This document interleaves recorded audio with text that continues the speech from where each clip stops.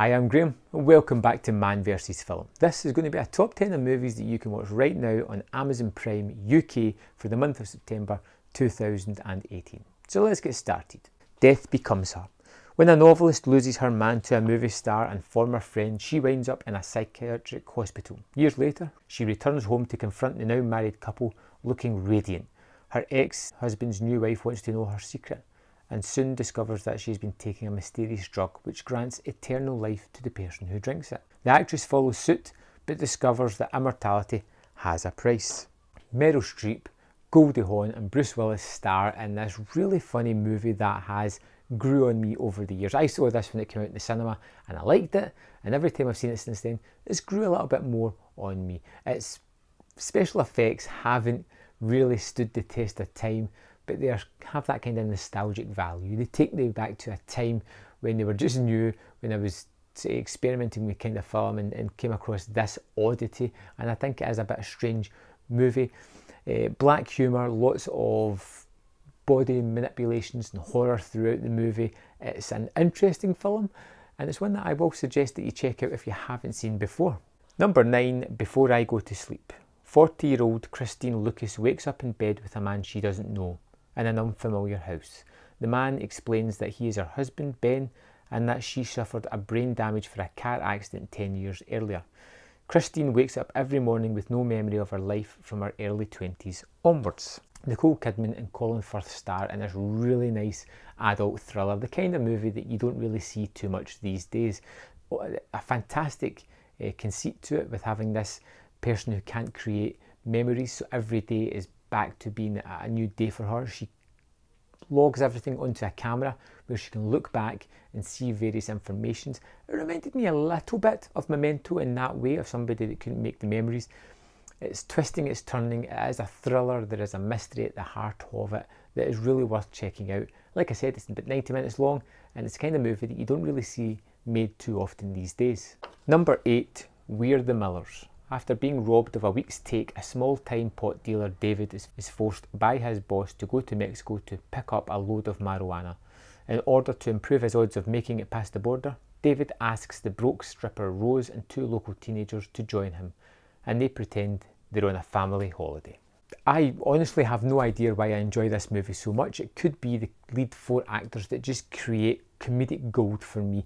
It was one of these movies, when I seen it advertised, I thought, nope, looks terrible, I'm never going to enjoy it. Caught it on streaming services, checked it out and absolutely loved it. Loved it so much that I've been back to it several times since. It's one of those easy to watch comedic movies that does have laugh out loud moments and endearing characters and is fairly quick. It's one of those movies, if you're looking for something easy to watch, it fits the bill perfectly. Number 7, The CRAZIES. As a toxin begins to turn the residents of Ogden Marsh, Iowa into violent psychopaths, Sheriff David Dutton tries to make sense of the situation while he, his wife and 2 other unaffected townspeople band together in a fight for survival. A remake of the George A. Romero movie, The CRAZIES is one of the better remakes that I've seen in recent years. It was came out when there was a slew of horror remakes and it does some really terrific stuff. One of the main things is casting Timothy Olyphant as the lead character. And this doesn't go the way that you think it's going to go. The government know about this. They send in teams to try and clean out the town, which involves just killing everybody. And it's basically about the sheriff trying to make sure that his family survive. There is, of course, horrific moments throughout the movie, down to the fact of the crazies, the people that are going psychotic due to this drug. And there is some particularly horrific scenes, one with a pitchfork that's kind of highlighted in all the trailers and the poster because it is one of the most wince-inducing moments of the movie. If you haven't seen it, it is a really good remake and it's a really good horror movie. Number 6, Pay the Ghost. 1 year after Mike Lawford's young son disappeared during a Halloween carnival, he is haunted by ghostly images and terrifying messages he can't explain. Together with his estranged wife, he will stop at nothing to unravel the mystery and find their son, and in doing so, he unearths the legend of the crying woman who refuses to remain buried in the past. It's a Nicolas Cage movie. It's a Nicolas Cage movie that's direct to video, and it's one of the rare ones that is actually pretty decent. He is kept a little bit under wraps here. He's a little bit subdued. He doesn't go full Cage in this movie, and it benefits from that fact. We already have a wacky supernatural element to this tale, and it's interesting to see this broken man searching for his child, and it has some really spooky moments. But it's good to see Nicolas Cage back in a movie where he seems to be engaged and trying. And even though the movie becomes a little bit tropey in the final third, it's still an interesting and fun watch. Number 5, The Take. Michael Mason, a pickpocket living in Paris, steals a bag with a teddy bear in it. Not realising the toy contains a time bomb, he tosses it aside on a busy street. After it explodes, CCTV footage reveals his face and French police tag him as a terrorist.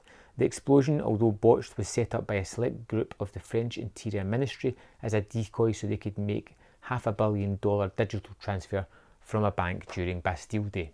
A little bit convoluted of a plot there, but it's a lot simpler than I've made out, and it stars Idris Elba, who is fantastic as this detective trying to hunt down the terrorists, trying to piece things together and trying to stop the wider plan that is going on. It is great action set pieces, and like I said, Idris Elba is fantastic in this role, and this is the movie where I saw him and I thought, yeah, this guy would make a fantastic James Bond.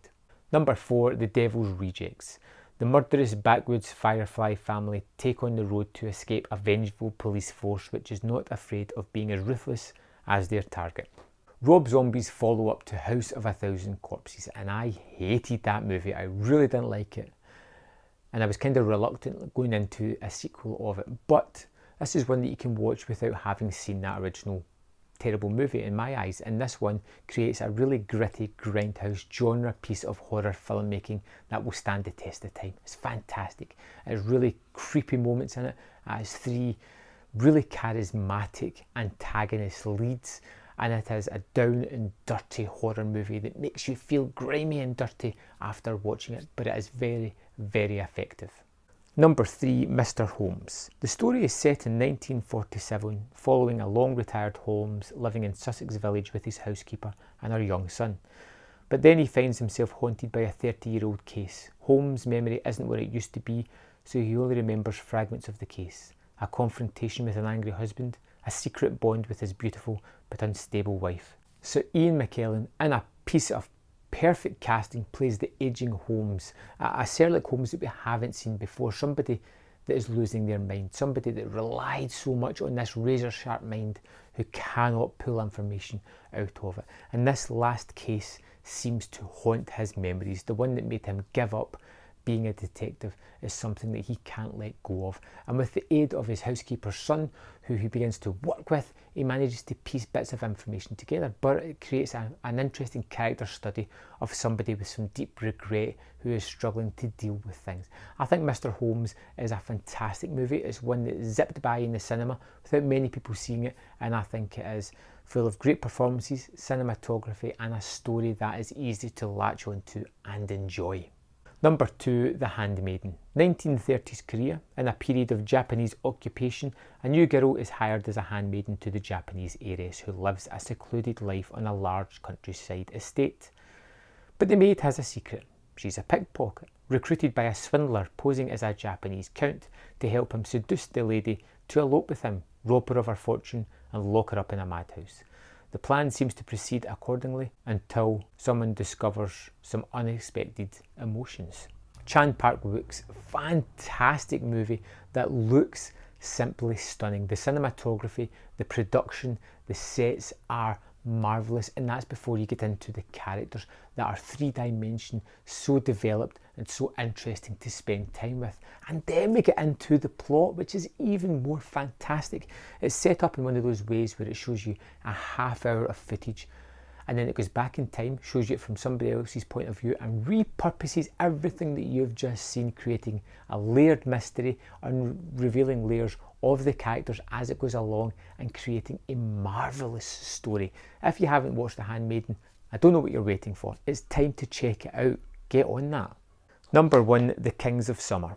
Joe Toy, on the verge of adolescence, finds himself increasingly frustrated by his single father, Frank's attempts to manage his life.